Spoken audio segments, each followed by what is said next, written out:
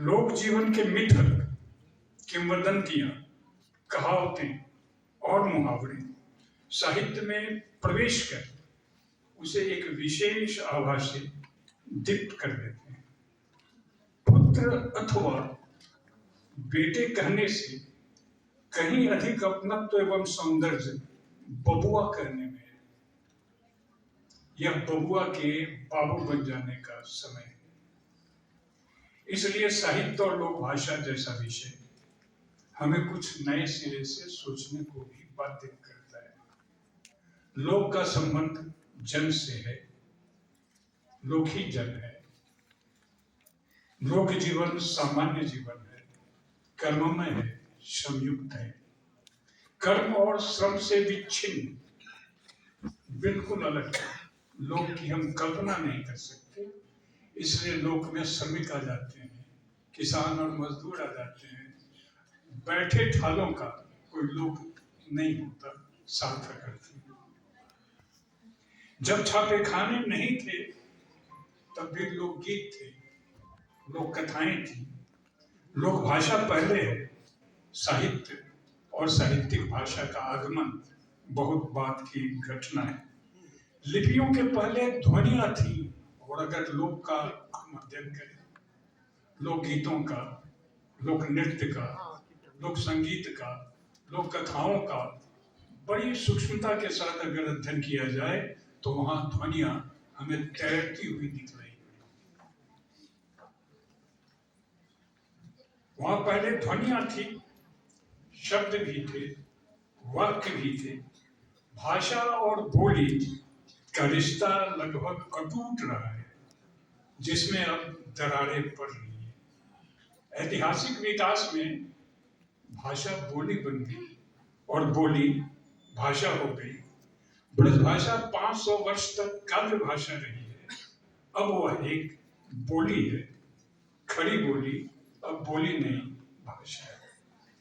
यह समय का वह खेल है या वह करिश्मा जिसमें 500-600 वर्ष तक काव्य भाषा एक पूरी तरह से सिंहासनारूढ़ होने वाली बोली बन करके रह जाती है, और 150-200 वर्ष पहले की खड़ी बोली, जिसकी शुरुआत भले हम अमीर खुशबू से माने और सरहप्पा वगैरह के यहाँ भी कुछ इसके संकेत और चिन्ह हम ढूंढे, लेकिन वह पूरी तरह से भाषा बन जाती है। आधिकारिक रूप से मान्यता प्राप्त हिंदी की 48 बोलियां, पूर्वी हिंदी के अंतर्गत अवधी, बघेली और छत्तीसगढ़ी, पश्चिमी हिंदी में हरियाणवी, ब्रजभाषा, बुंदेली, कन्नौजी और खड़ी बोली। अन्य बोलियों में भोजपुरी, मारवाड़ी, कुमाऊनी, गढ़वाली आदि है।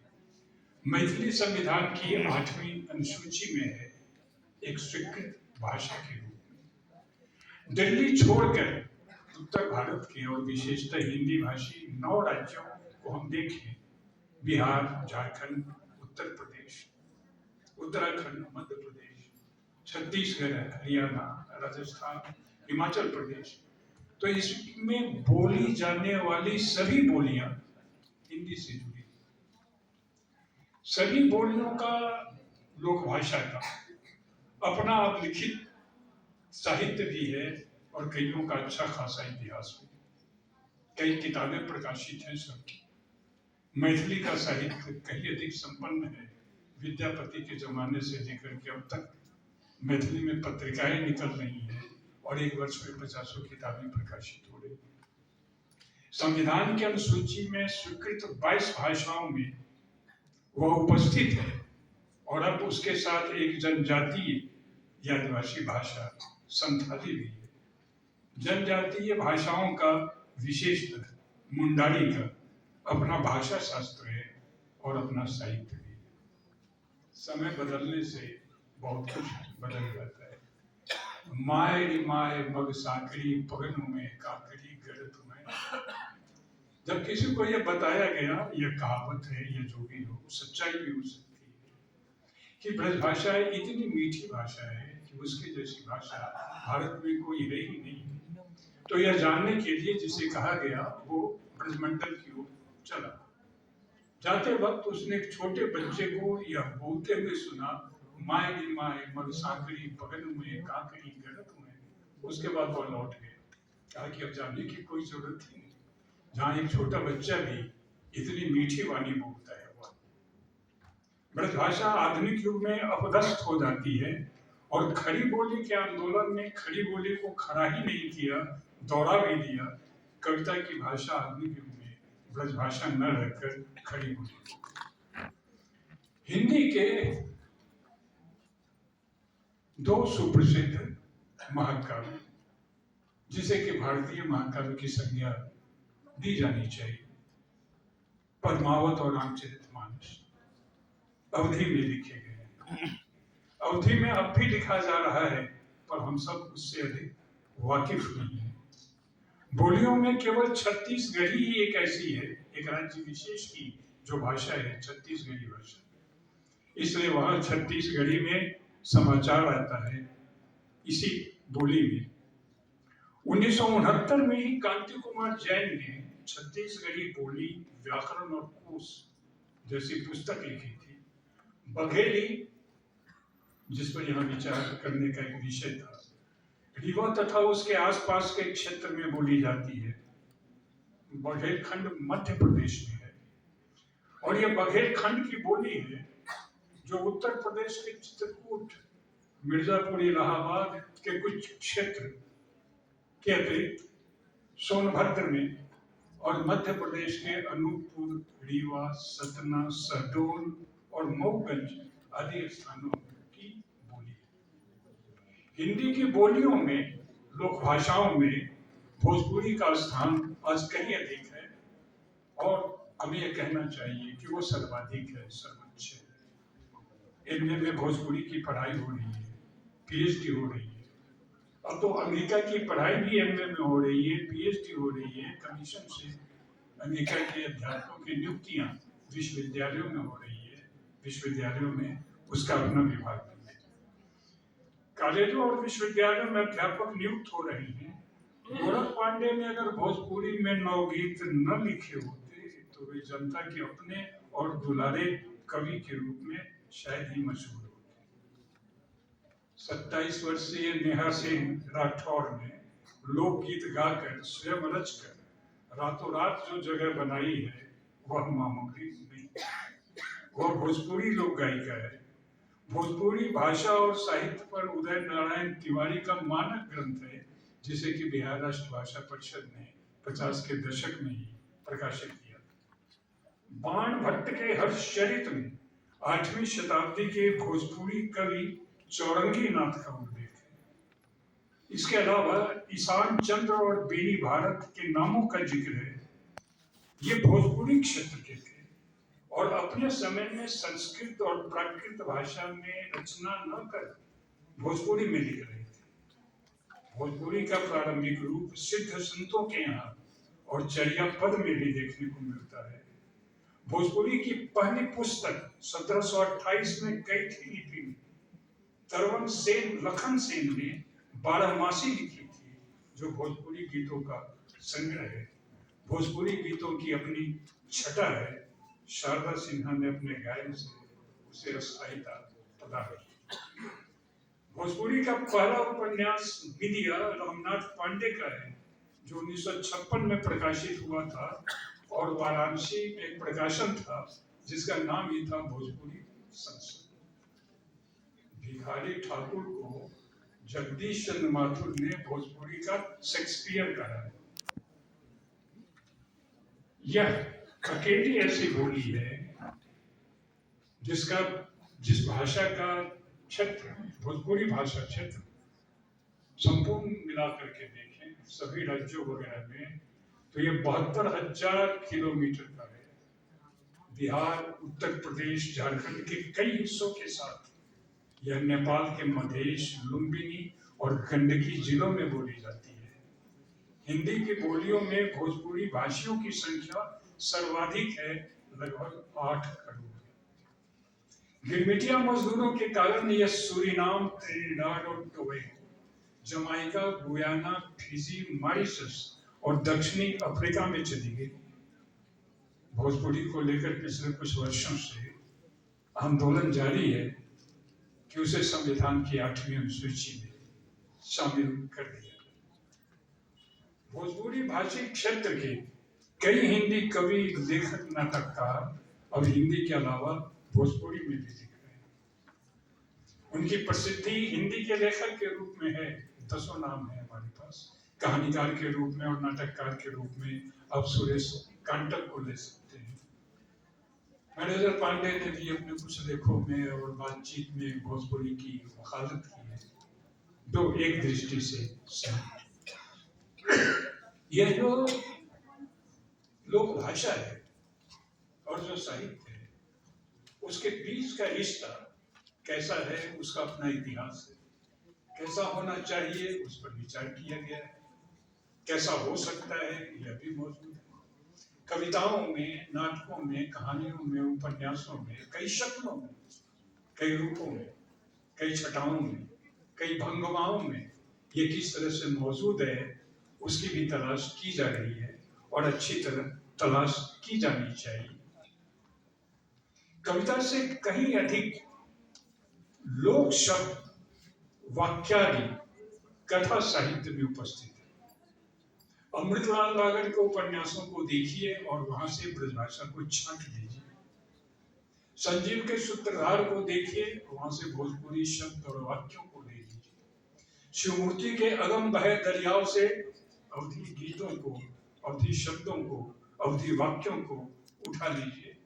रणेंद्र के उपन्यासों में विशेष रूप से जो मुंडारी की उपस्थिति है, वहां से आप ले लीजिए। इस सबसे होता क्या है? इस सबसे होता यह है कि जो साहित्यिक कृति है या जो उपन्यासिक कृति है, उसमें एक सौंदर्य उत्पन्न हो जाता है। यह सौंदर्य लोक का सौंदर्य है। लोक जिसे हम जन कहते हैं, और जन बनाम अभिजन की बात की जानी चाहिए। अभिजनों का सौंदर्य कोई सौंदर्य नहीं। जिसे आप सहज सौंदर्य कहते हैं वह लोक के पास है। जिसे वास्तविक जीवन कहते हैं वह लोक के पास है। यह जो नागरिक समाज है भारतवर्ष का, इसके बारे में मैं अक्सर ऐसा कहता हूं कि ये जीवनहीन जीवन जी रहा है, लाइफलेस लाइफ।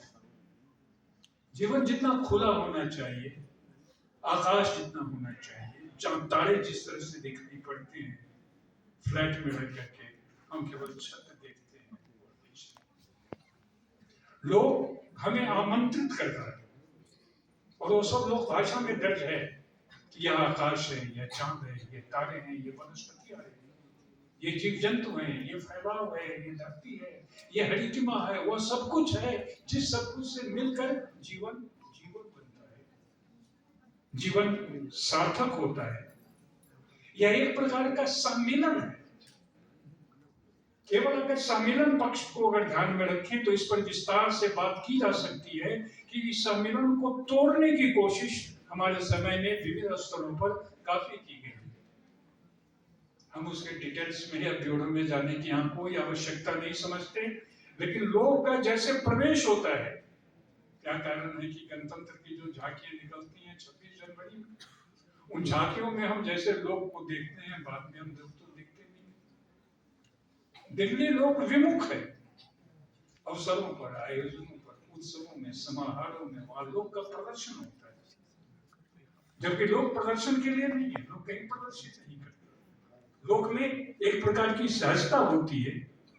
टूट फूट बिखराव आदि के आज के संघारक समय में साहित्य में लोक भाषाओं की विविध रूपों में जो उज्जवल उपस्थिति है, वह केवल साहित्यिक दृष्टि से नहीं, सांस्कृतिक दृष्टि से भी महत्वपूर्ण है। संस्कृति की रक्षा, जिस भारतीय संस्कृति की बात अक्सर की जाती है, उसकी रक्षा लोक ही करता है। और लोग 75 वर्ष के आजाद भारत में किस दशा में है, हम इसे इस चीज से समझ सकते हैं कि 80 करोड़ की आबादी को 5 किलो अन्न मिल रहा है। यह लोक है। यह साहित्य में लोक भाषा और साहित्य के संबंध को अगर देखें तो कई दरवाजे खुलते हैं, कई गवाक्ष खुल जाते हैं। साहित्य में लोकतांत्रिक उपस्थिति है, लोकतंत्र को बचाने, लोकतंत्र को जीवित, लोकतंत्र को स्वस्थ, लोकतंत्र को गतिशील, लोकतंत्र को सार्थक बनाने का काम केवल कलाएं करती हैं, साहित्य करता है, संस्कृति करती है, कवि करता है, लेखक करता है, विचारक करता है, चिंतन करता है, बुद्धिजीवी करता है। इसलिए साहित्य में, साहित्य से मतलब है कि वो जो लिखित साहित्य, इसके विविध रूप है। अब तो जो लोक साहित्य भी विविध रूपों में मौजूद है, लेकिन हमारे पहले के आदमियों में जो प्रमुख वक्ताओं ने जो प्रमुख बातें कही, उसे अगर हम ध्यान में रखें तो साहित्य में लोक की उपस्थिति, साहित्य में लोकतंत्र की उपस्थिति है, ये साहित्य का लोकतंत्र है। अगर हम इस तरह के टर्म को क्वाइन करें या करें कि साहित्यिक लोकतंत्र या लिटरेरी डेमोक्रेसी, लोक आ रहा है, समावेश है। हमारे किसी साथी ने पहले के वक्तव्य में ये कहा कि हिंदी एक समावेशी भाषा, उदार भाषा है। दुनिया में कोई ऐसी भाषा नहीं है जो इतनी अधिक उदार हो, यह सबको अपने में समेट लेती है। कितने भाषाओं के शब्दों को इसने अपने में समेटा है, यह अलग अध्ययन का विषय है। चाहे वो चीनी हो, पुर्तगीज हो, कोई भी हो, सभी भाषाओं के, रूसी हो, कोई भी, अंग्रेजी, तुर्की, उर्दू हो, फारसी हो, अपनी भाषा है। इसलिए साहित्य में जैसे ही लोक भाषा प्रविष्ट करता है, वैसे ही साहित्य खिल जाता है। साहित्य का सौंदर्य, चाहे वो भाषा का सौंदर्य हो, चाहे कथ्य का सौंदर्य हो, चाहे अनुभव का सौंदर्य हो, चाहे विचार का सौंदर्य हो, सौंदर्य के जितने भी रूप हम बदला सकते हैं, निर्मित कर सकते हैं, वे सभी वहां उद्घाटित होते हैं। कवि, लेखक, साहित्यकार एक प्रकार से, एक अर्थ में भाषा और साहित्य को के जनतंत्र को प्रस्तुत कर केवल जनतंत्र की रक्षा ही नहीं करता, एक संदेश भी देता है कि जिस तरह साहित्य में लोक भाषा उपस्थित है, उसी तरह हमें अपने जीवन में भी सबको उपस्थित करना चाहिए। यह आप कह सकते हैं कि एक संदेश है, यह एक संकेत है।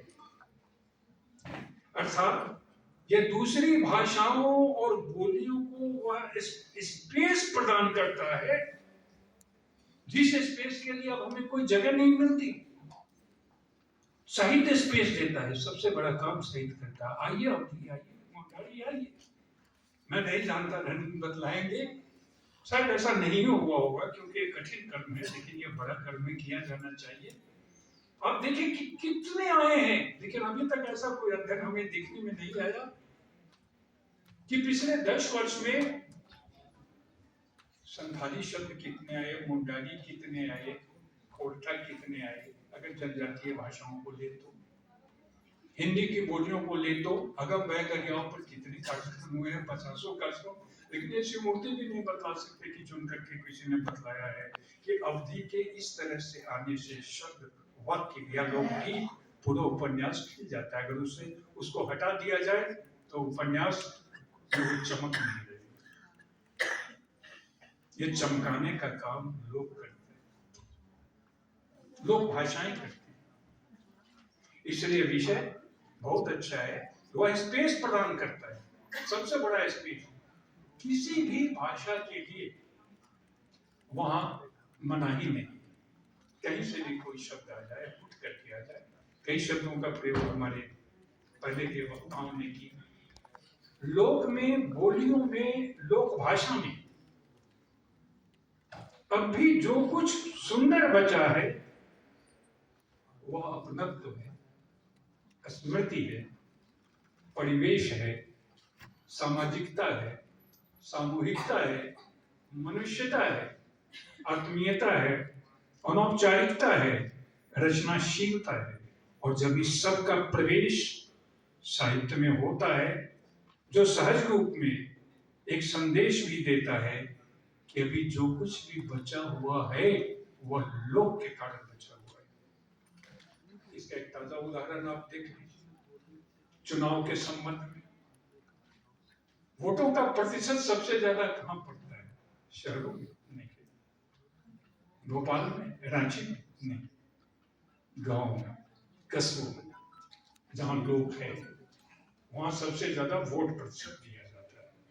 इसीलिए मैंने कहा कि लोकतंत्र का जो रक्षक है वह लोग है। यह संदेश भी देता है कि अभी लोग के कारण ही बहुत कुछ बचा हुआ है। या लोग पर्व, जितने भी पर्व हैं भारतवर्ष में, पर्व त्योहार, ये शहरी पर्व है, सभी लोग पर्व, सबका संबंध कृषि सभ्यता से अभी भी चल रहे हैं। आप कहीं लीजिए, तमिलनाडु, कहीं कोई भी क्षेत्र ले लीजिए, शहरों का अपना कोई पर्व नहीं है। शहरों का अपना पर्व फादर्स डे, मदर्स डे हो सकता है, फ्रेंड्स डे हो सकता है। 365 दिन में हम इस तरह से कई दिन मना सकते हैं और हम इसे कह सकते हैं कि यह शहरी पर्व है। लेकिन दिवाली हो, होली हो, कोई भी हो, बैसाखी हो, कोई भी आप ले लीजिए, पोंगल हो, लोग तो पर्व की दृष्टि से देखें, लोग शब्द जो गुम होते जा रहे हैं, एक अच्छी बात इधर ये आई है, खास करके उपन्यासों में, कि उसे गुम होने से बचाया एक चुनिंदा उपन्यास करो। और नरेंद्र को इस बात का श्रेय दिया जाना चाहिए निश्चित रूप से कि वे हिंदी के अकेले ऐसे उपन्यासकार हैं, हिंदी के उपन्यासकार, जो खुद आदिवासी न होते हुए भी मुंडारी शब्द और जनजातीय शब्द जितनी विपुल मात्रा में उनके यहां देखने को मिलता है। मैंने उस दृष्टि से अन्य उपन्यासों को नहीं देखा है, वो भी एक कि वहां कहीं देखने को। यह बहुत बड़ी बात है, ये दरवाजों को खोल देना है। हम एक ऐसे समय में रह रहे हैं जिसमें हमें दरवाजों के भीतर बंद किया जा रहा है। और साहित्य में जब दूसरी भाषाओं का प्रयोग होता है, कृष्णा सोचते कि यहां देखिए पंजाबी भाषा को, क्या पंजाबी का, हमारे एक साथी ने कहा ये पहले के उत्तर में कुड़माई, कुड़माई को हटा दीजिए, थोड़ी कहानी गिर जाती है। इस क्योंकि शब्द केवल शब्द नहीं होता, प्रत्येक शब्द की एक अपनी संस्कृति होती है और उस संस्कृति की अपनी एक संस्कृति होती है। बड़ी बात यह है कि हम उस शब्द पर ठहर करके, विराम लेकर के, रुक करके उसकी संस्कृति को, उसकी झंकृति को कितना समझने, बूझने, सोचने की कोशिश करते हैं। इस अगड़बड़िया समय में, जिसे अंग्रेजी में फास्ट टाइम कहा जाता है, अगर हम रुक करके इस तरह का अध्ययन देखें तो बहुत सारी चीजें मिल जाएंगी। और यह शुभ संदेश है कि कविताओं में भी इस तरह का अध्ययन अभी नहीं हुआ है, मेरी जानकारी भी नहीं। हो सकता है संतोष जी का तो बहुत बड़ा ये है, उनकी जानकारी में कोई और हमारे किसी साथियों के, लेकिन कविताओं में एक दो कवि के यहाँ नहीं, वो सिलसिला चलता रहता है। एक खास पीरियड को हम ले लें और हमें ऐसा लगता है कि 2010 से ये प्रवृत्ति थोड़ी बढ़ी, विकसित हुई। अगर हम एक डिमार्केशन लाइन, एक डिमार्केशन लाइन हम अपने सामने रख दें तो हम मोटे तौर से 2010 को रखते हैं। पिछले 15 वर्ष का समय थोड़ा अगर फैल जाए, बहुत अधिक फैल जाए तो 21वीं शताब्दी को रख सकते हैं कि यहाँ से इस प्रकार की प्रवृत्ति जो है सो कहानी में, कविता में, उपन्यासों में हमें ज्यादा देखने को मिलती है। लोक का अपना जीवन है, इसलिए जैसे ही लोक भाषा प्रवेश करती है वैसे ही लोक जीवन में प्रवेश करता है। शब्दों का अपना जीवन होता है। शब्दों के जीवन पर एक किताब ही है, शब्द मिश्र की या किसी की किताब होगी, लेकिन शीर्षक ये शब्दों का जीवन। रेफाल्स ने उपन्यास के साथ इसे जोड़ा था। उनकी पुस्तक है लोक जीवन और उपन्यास। हम सब जिस समय में हैं यह लोक विमुखता का समय और उसके साथ लोकोन्मुखता का भी समय, दोनों की टकराहटें चलेंगी। लोक विमुख और लोकोन्मुख समय का एक हिस्सा हमें लोक विमुख कर रहा है और कलाकार, चित्रकार, संगीतकार, कवि, लेखक, साहित्यकार, संस्कृति कर्मी, बुद्धिजीवी वगैरह वो हमें लोकोन्मुख भी कर रहा है। जो लोक विमुख है वो विशिष्ट जन है, अभिजात हैं, तथाकथित भक्तजन है, नहीं चलेगा। नगरों महानगरों की चकाचौंध है, जहां एक साथ मॉल और शॉपिंग कॉम्प्लेक्स है, लेकिन दूसरी ओर हाट हटिया भी है। कला और साहित्य में, विचार और चिंतन में लोकोन्मुखता बढ़ रही है। हमारा लोकोन्मुख होना जीवनोन्मुख होना है, ये बहुत बड़ी बात है। हम तब तक जीवनोन्मुख नहीं हो सकते, और मैं यहां तक कहना चाहूंगा कि जीवन का अर्थ भी नहीं समझ सकते जब तक हम लोग के साथ तो कभी कभार जुड़ नहीं जाए। ऐसे विषय साहित्य और लोक भाषा के आयोजन के लिए मैं ईस्टर्न कोल लिमिटेड, बनपुर, आसनसोल, नाराकाश और काजी नजरुल विश्वविद्यालय को हार्दिक बधाई देता हूँ।